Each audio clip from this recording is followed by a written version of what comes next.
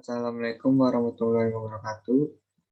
Di sini saya akan menjelaskan bagaimana eh, bisnis proses dengan menggunakan aplikasi Draw.io.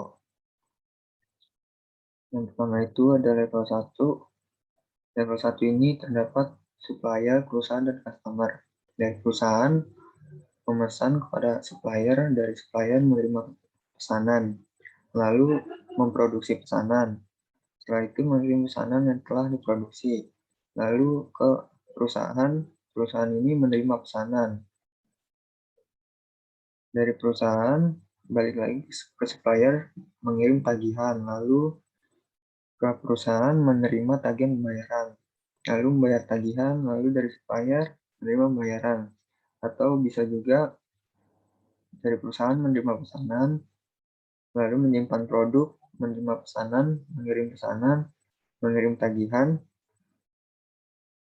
menerima pembayaran. Lalu dari customer bisa memesan produk ke perusahaan, menerima pesanan, perusahaan mengirim pesanan ke customer, lalu customer menerima pesanan, lalu customer melakukan pembayaran. Jika tidak ada kembalian, eh, jika ada kembalian maka dari customer menerima kembalian. Lalu di level 2 ini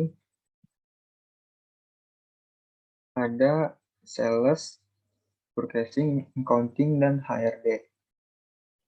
Di sini dari purchasing ini membuat daftar pembelian, lalu mengirim daftar pembelian, lalu dari purchasing ke sales, sales ini menerima daftar permintaan, lalu mengecek daftar permintaan, lalu membuat daftar tagihan, lalu mengirim daftar tagihan ke accounting, dari accounting menerima daftar tagihan, lalu mengecek daftar tagihan, lalu melakukan pembayaran dari accounting ke sales, dan sales ini menerima pembayaran, lalu menyiapkan pesanan, lalu mengirim pesanan ke purchasing. Dari purchasing menerima pesanan, lalu mengecek barang yang dikirim.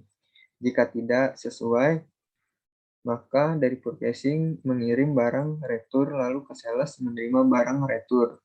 Lalu dari sales ke purchasing mengirim barang baru dan menerima barang baru. Nah, jika tidak ada barang yang cacat atau segalanya, dari accounting ini membuat laporan keuangan. Dari laporan keuangan, dari HRD ini menghitung gaji karyawan, lalu membuat laporan gaji karyawan, lalu memberikan laporan gaji karyawan. Nah, dari HRD ini ke accounting. Dari accounting menerima laporan gaji karyawan, lalu menyiapkan uang untuk gaji karyawan, lalu memberikan uang untuk gaji karyawan. Lalu dari accounting ke HRD.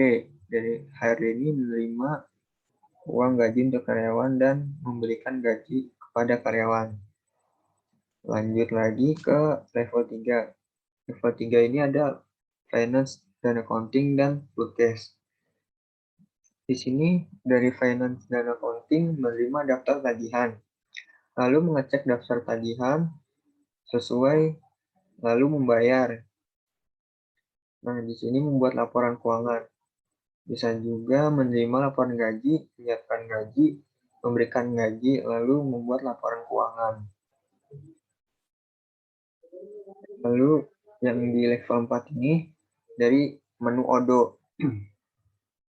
Terdapat purchase, accounting, inventory, dan manufaktur.